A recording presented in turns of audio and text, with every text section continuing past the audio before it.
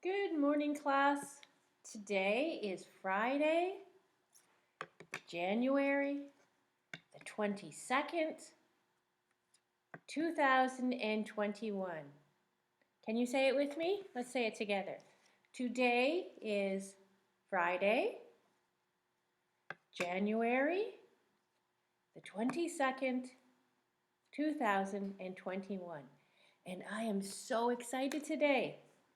This is our last time meeting together on video for now, because on Monday we're all going to be together again in our classroom, and I'm so excited to see everyone together in our classroom on Monday.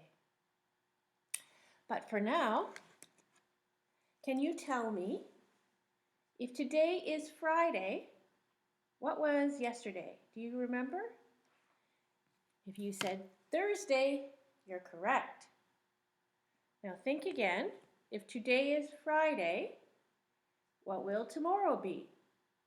Thursday, Friday, you got it. Saturday, here we go. Saturday, and what letter does Saturday start with? S. It starts with an S, Saturday. And what is January? If you said it's a month, you're correct. Which month is it? If you said it's the first month of the year, you're correct again. And what is the 22nd? It's our date. And 2021, you all know, it's our year. Look out your window for me, please. I'm looking out and I see snow all around me. And I see some clouds. And we know that our season is winter. And we also know that our letter of the week is P. It has two parts to it, a stick and a curve at the top. Where do we always start our letters? At the top. So let's do it in the air. Start at the top and come down with the stick. Go back to the top and do a little curve around. And how is the uppercase P different from the lowercase p? That's right. On the lowercase p, the stick goes below the line. Can you draw your P's for me in the air, or on the table, or on the floor, or on a piece of paper while I'm drawing them on the whiteboard? Straight stick down from the top, go back to the top, and a curve. What's a curve? A curve is a half circle, a semicircle, backwards C, and the lowercase p, here's the line. So the stick starts up here and goes down below the line. Can you see that? And then the curve is at the top and it stays above the line. There we go, uppercase P, lowercase p.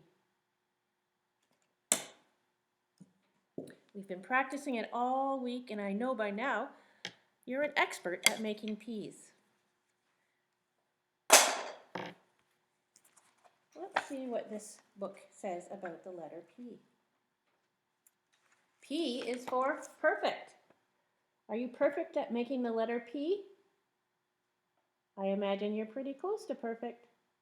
And it also says God's word, laws, statutes, decrees, commands, and precepts are perfect.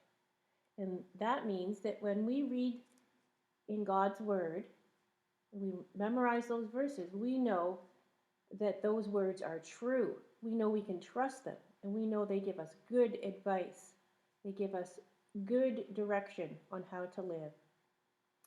The Bible is like a direction book. It tells us the best way to live. And if we read it every day, we can always have something to think about that day to help us to have a good day.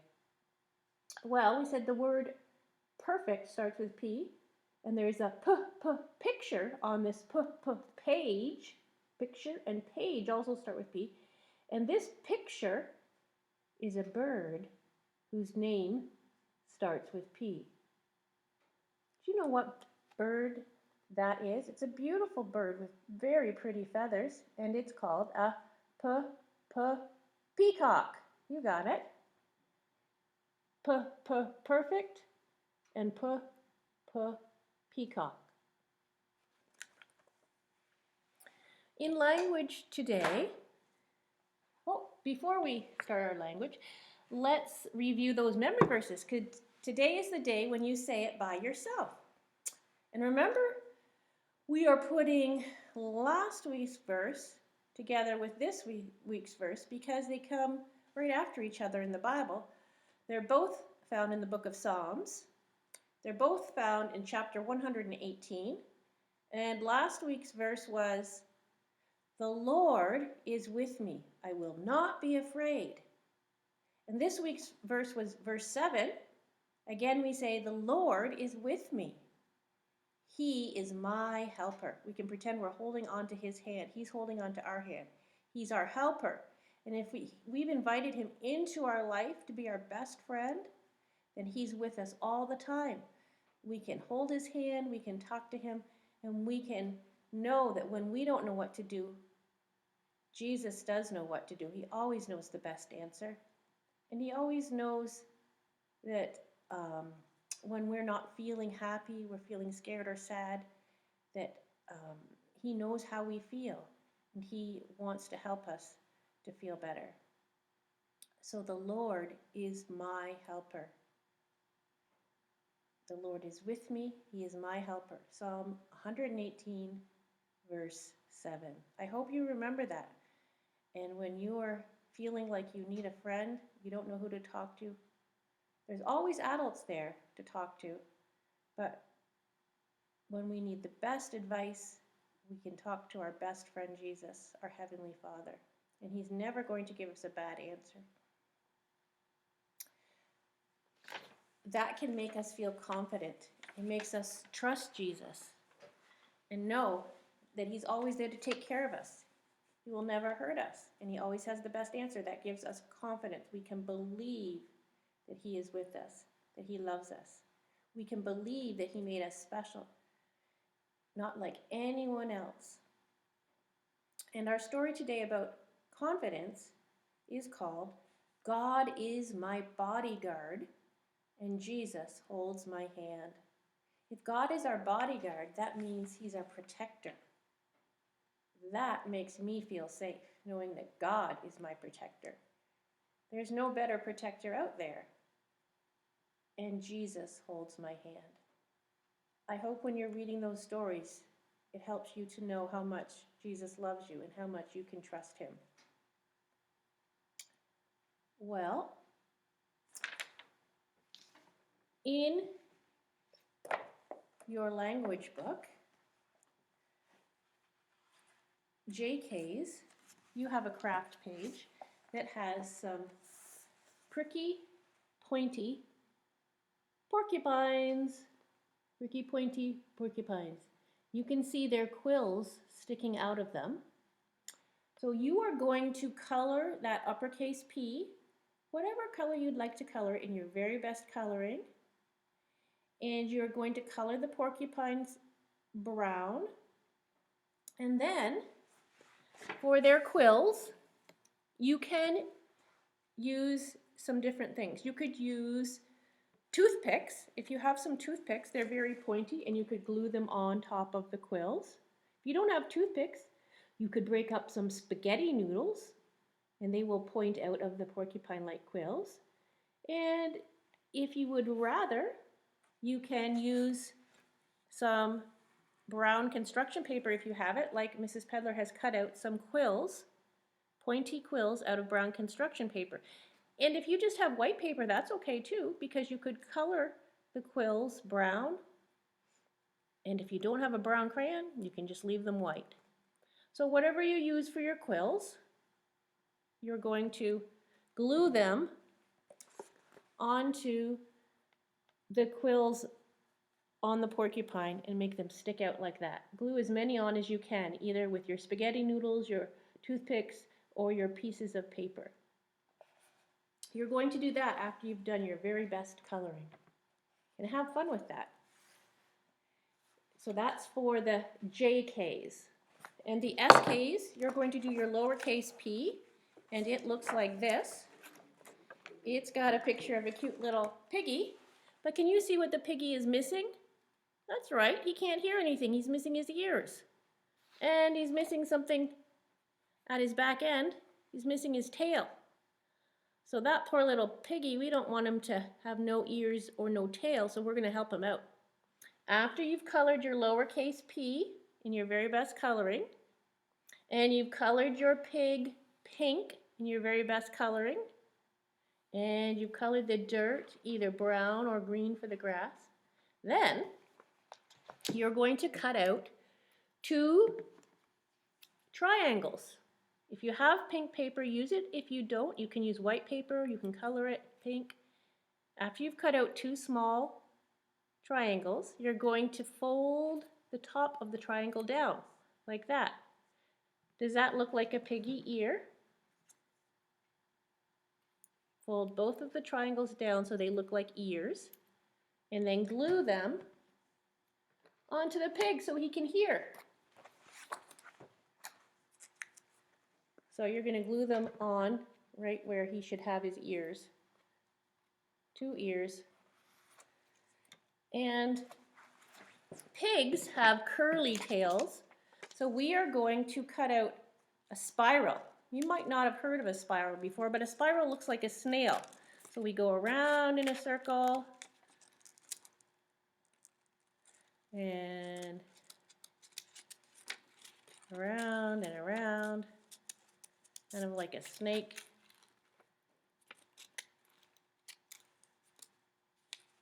And that gives us a piggy tail.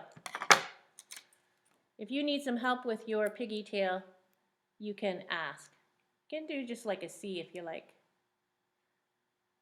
And then you're going to glue that onto the back of the pig. So you need to give him a tail and you need to give him some ears. And I hope you have lots of fun with that. Now, SKs, when you're done with your craft page, you're going to do your cut and paste page. So that pig already has his ears and his tail, but down below, he wants your help in finding the pictures that start with P. So you're going to say the names of each of the pictures below. We have a goose, a pincushion, a pen, and a pumpkin. You pick out the one that doesn't belong and throw it in the garbage. And the other 3, you're going to paste them in the squares. I know that you know what to do because you've done these before. We're going to have a bunch of those to glue into our little books when we get back, SKs. Make sure you bring back the work that you've worked so hard on. Alrighty, when we're done our language pages, we're going to move on to math. And of course, we're talking about patterns in math this week. Last week we talked about shapes. So our exercise today is combining the 2. If we have some shapes that we make a pattern with, we have oval, rectangle. We can do a rectangle long or tall, and then another rectangle. We have oval, rectangle, rectangle. Oval, rectangle, rectangle. So what would come after the last rectangle? Oval again. Oval, rectangle, rectangle. We have 3 things that are repeating. Oval, rectangle, rectangle. Oval, rectangle, rectangle. And you'll see on this worksheet that that's the pattern for the first sequence or the first set. Oval, rectangle, rectangle. Oval, rectangle, rectangle. What comes next? You got it. Oval. And that's what the instructions say. Draw the next shape. So you're going to do that for each row. Look at the shapes that are there say the names of them out loud, and then draw in the shape that will come next in that pattern. So that's for the JKs and the SKs. And then the SKs, you're also going to do a sheet from your workbook, and that is page 110.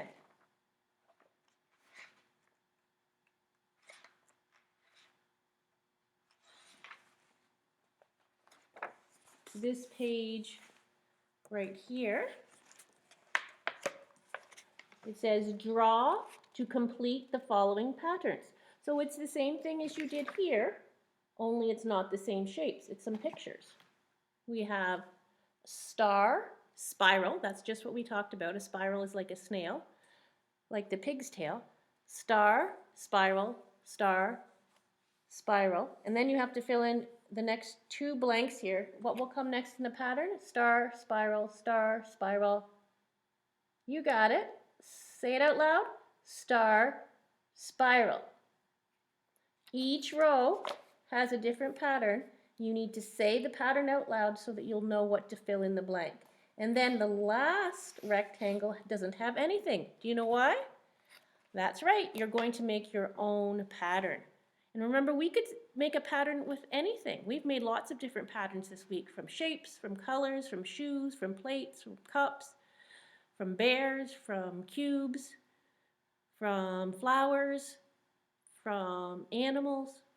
And I was asking you to look around your house and outside to see if you see patterns anywhere. So I would like you to think up your own pattern with whatever you'd like to make one with, and repeat the same things. You can make a pattern with 2 things or 3 things or even 4 things, and repeat it. And that's what makes a pattern.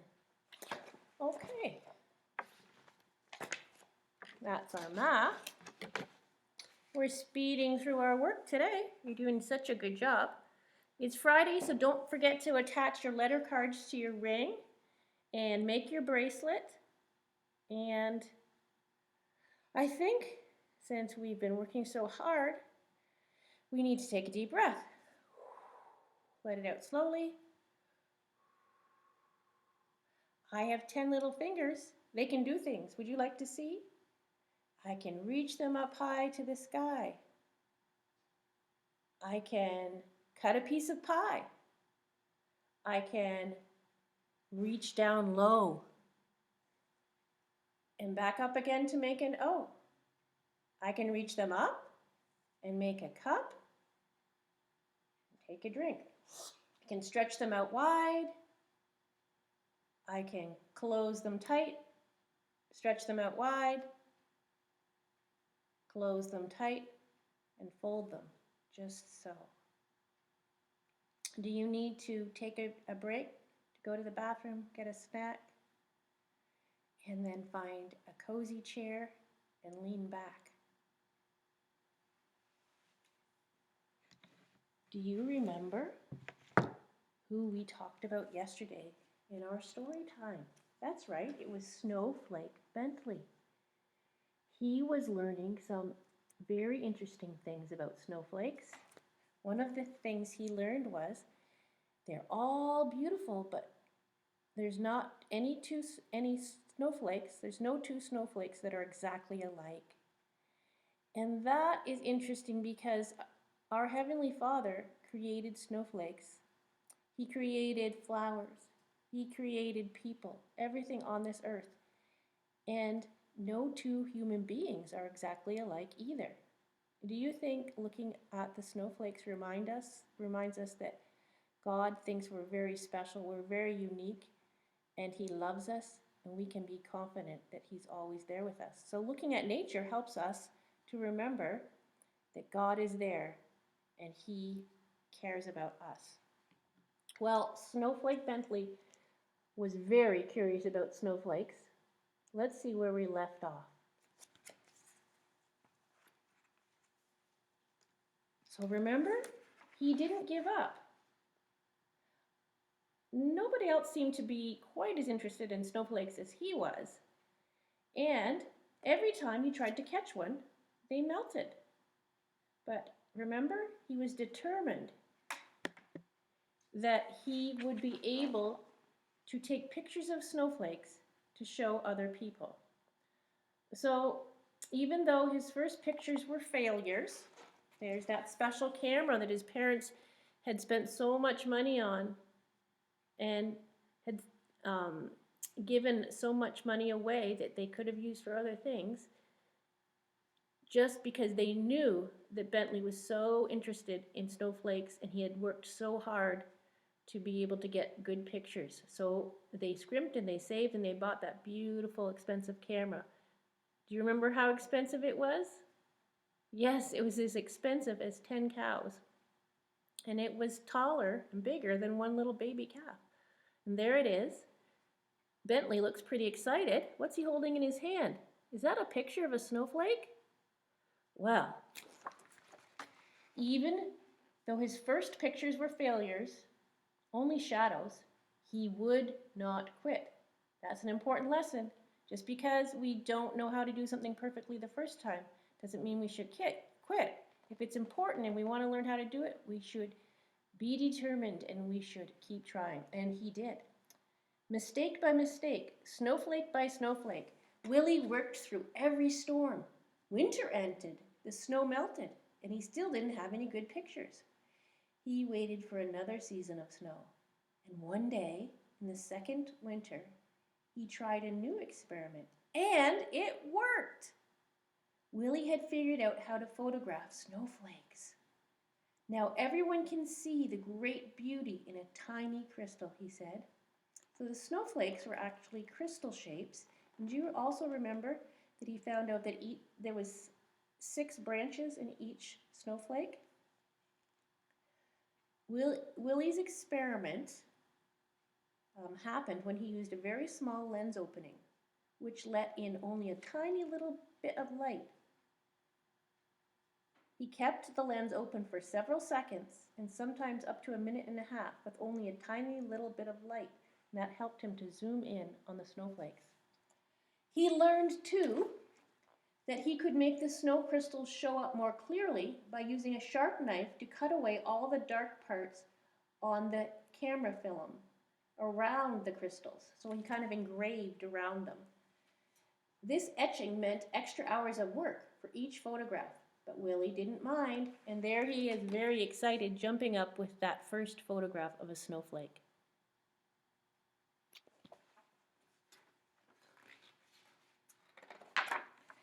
But in those days, no one cared. And remember Louis Pasteur? No one seemed to care about the hard work he was doing to try and kill that invisible rabies germ. He just worked by himself in his laboratory for hours. And Snowflake Bentley worked trying to photograph snowflakes for years. And sometimes when something's important to us, we need to just keep working on it. And sometimes we're working by ourselves on it. The neighbors laughed at the idea of photographing snow. Snow in Vermont is as common as dirt, they said. We don't need pictures. We see it everywhere. Willie said the photographs would be his gift to the world. While other farmers sat by the fire or rode to town with horse and sleigh, Willie studied snowstorms. He stood at the shed door and held out a black tray to catch the flakes. So Willie, even though not everyone else believed him, was confident that this was an important thing and that there was lots of interesting things to learn about snowflakes. And there he is, catching snowflakes in the black pan while his neighbors are riding by in their horse and buggy, kind of pointing at him saying, "What is he doing?" Do you remember Noah in the Ark? That story? Noah knew he had an important job to do to build the ark, and his neighbors laughed at him because they said, "Why would you need a big boat? We haven't had rain here for years." But he was confident that when God asked him to do a job, it was important. Well, Willie kept on his photographing, even though his neighbors didn't know what he was doing. And he learned many things. He learned that each snowflake begins as a speck, much too tiny to be seen. Little bits of molecules of water attach to the speck to form its branches. So we said there's 6 branches. Well, it starts out as a little speck, and then frozen water attaches to it, or molecules of water. Those are little tiny cells of water. They attach, and they form the branches around, and it gets bigger and bigger. As the crystal grows, the branches come together and trap small little bits of air. Many things affect the way these crystal branches grow. So, depending on how cold it is, how windy it is, how much water there is, that's what gives the different shapes to the branches on the snowflakes and makes each one different. Willie said that was why in all his pictures he never found 2 snowflakes alike, because the weather is always different. When he found only jumbled broken crystals, he brushed the tray clean with a turkey feather and he held it out again. He waited hours for just the right crystal, and he didn't even notice the cold. If the shed were warm, the snow would melt, so he couldn't even keep the shed very warm. He was so interested in what he was doing and working so hard that he didn't notice how cold it was. If he breathed on the black tray, the snow would melt. If he twitched a muscle as he held the snow crystal on a long wooden pick, the snowflake would break. He had to work fast or the snowflake would evaporate back into the air before he could slide it into place and take its picture. Some winters he was able to make only a few dozen good pictures. Some winters he made hundreds. The best snowstorm of his life occurred on Valentine's Day in 1928. He made over 100 photographs during the 2-day storm. He called the storm a gift. There he is, bent over his camera, working so hard in the shed. And that's the picture that was on the cover of the book, too. Willie loved the beauty of nature. He took pictures in all seasons. So I think winter was his favorite season because he was so interested in snowflakes, but he loved nature and he loved every season. And it's so interesting that God gives us the different seasons and shows us so many different beautiful things in nature. In the summer, his nieces and nephews rubbed coat hangers with sticky pitch from spruce trees. Then Willie could use them to pick up spider webs jeweled with water drops and take their pictures. Spider webs are almost, in a way, they look a little bit like snowflakes, don't they? So his nieces and nephews would get gum from the trees that was sticky and rub it on coat hangers, and then Willie would use those sticky coat hangers to pick up spider webs and take pictures of them. It's all artwork from God. On fall nights, he would gently tie a grasshopper to a flower so he could find it in the morning and photograph the dew-covered insect. So in the morning, the insect would have dew. That's the water that's sometimes on the grass in the early morning. And it made a pretty picture on the grasshopper's body, and then he would take a picture of the dew that was on the grasshopper. Willie's nieces and nephews lived on one of the farmhouses beside where Willie lived, and Willie often played the piano as they sang and shared stories and games with them. So he loved his nieces and nephews, and they would sing together and play the piano. They enjoyed nature together. Music is also a gift from God. He wants us to enjoy this world. Music, science, math, all the interesting different things to learn about. But his snow crystal pictures were always his favorites. He gave copies away or sold them for a few cents. He made special pictures as gifts for birthdays. Wouldn't they make pretty birthday cards? He held evening slideshows on the lawns for his friends. Children and adults sat on the grass and watched while Willie projected his slides onto a sheet hung over a clothesline. So there are his neighbors over for one of his snowflake slideshows, and that's a bed sheet hung on the clothesline, and he's showing his pictures on the sheet. Just sometimes, like Mrs. Pedler uses the projector, and we show videos, science videos, up on our white wall in our classroom. That's kind of like what he was doing, the black on the white. Many colleagues and universities bought lantern slide copies of his photographs and added to their collections each year. Artists and designers used the photographs to inspire their own work. So he was starting to get better known, and his photographs were being used by artists and by universities. Even today, those who want to learn about snow crystals begin with Wilson Bentley's book, Snow Crystals. So I think he's probably the person in the world that knew the most about snowflakes and taught the rest of the world about snowflakes. He wrote about snow and published his pictures in magazines. He gave speeches about snow to faraway scholars and neighborhood skywatchers. "You're doing a great work," said a professor from Wisconsin. The little farmer came to be known as the world's expert on snow, the snowflake man. But he never grew rich. He spent every penny on his pictures. Willie said they were treasures in snow. "I can't afford to miss a single snowstorm," he told a friend. "I never know when I will find some wonderful prize." Other scientists raised money so Willie could gather his best photographs in a book. When he was 66 years old, Willie's book, His Gift to the World, was published. Still, he was not ready to quit. By 1926, he had spent $15,000 on his work and received $4,000 from the sale of photographs and slides. So he spent much more on his work than he made. But people were starting to realize that his work wasn't silly. And it's a good thing that he didn't give up when his neighbors thought he was crazy. Because now people like artists and schools and magazines and teachers, they all wanted his work on snowflakes. They all wanted to learn and to teach other people. Less than a month after turning the first page of his book, Willie walked 6 miles home in a blizzard to make more pictures.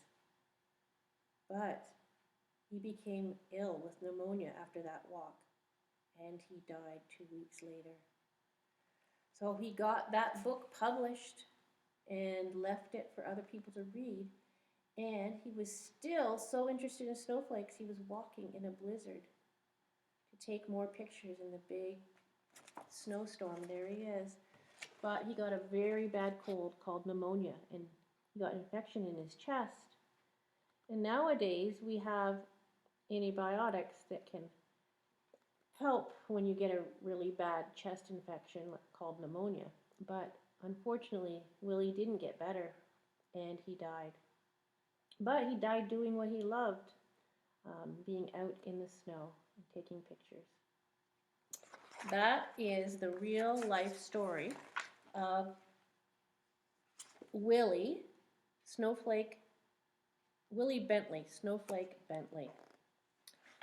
The plaque, a monument was built for Willie in the center of the town where he lived. There's the plaque after he died, so that everyone could remember him. Now they thought he was a very important person.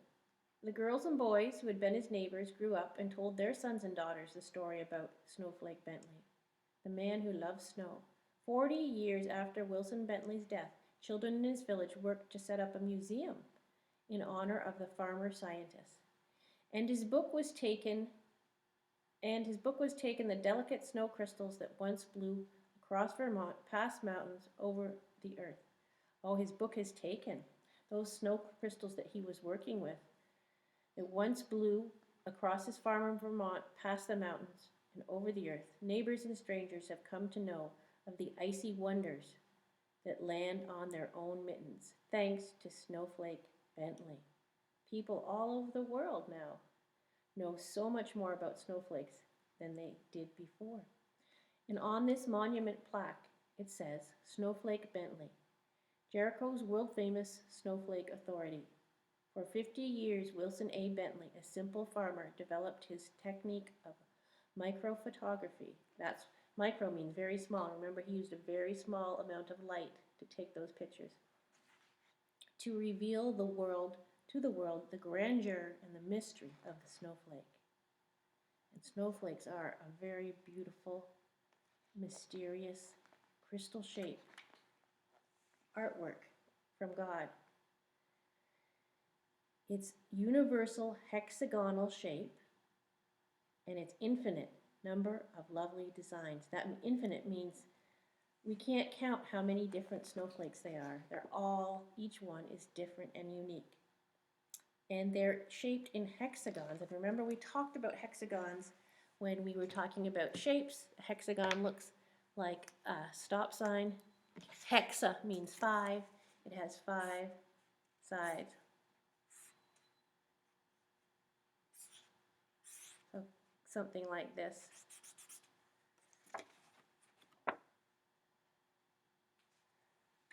And if you see the snowflake, 1, 2, 3, 4, 5, 6. I guess that's 6 sides because it has 6 branches. So if you drew a line around each of the branches, around the outside of the snowflake, it would look like a hexagon. It would connect all those branches. Well, there we go.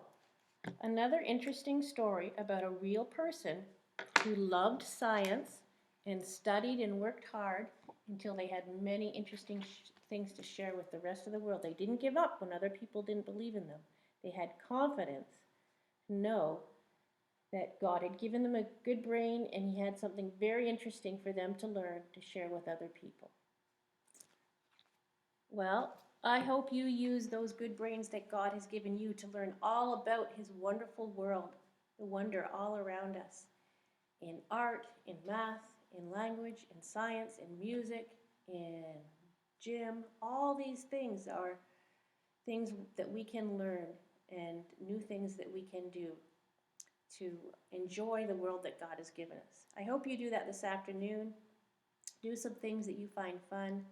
Get outside. Look at the snowflakes. See if you can catch some in your mitt. Have a wonderful weekend with your family and worshiping God. And I'm so excited to see you on Monday morning as we all come back together at DCA in our kindergarten classroom again. Bye for now.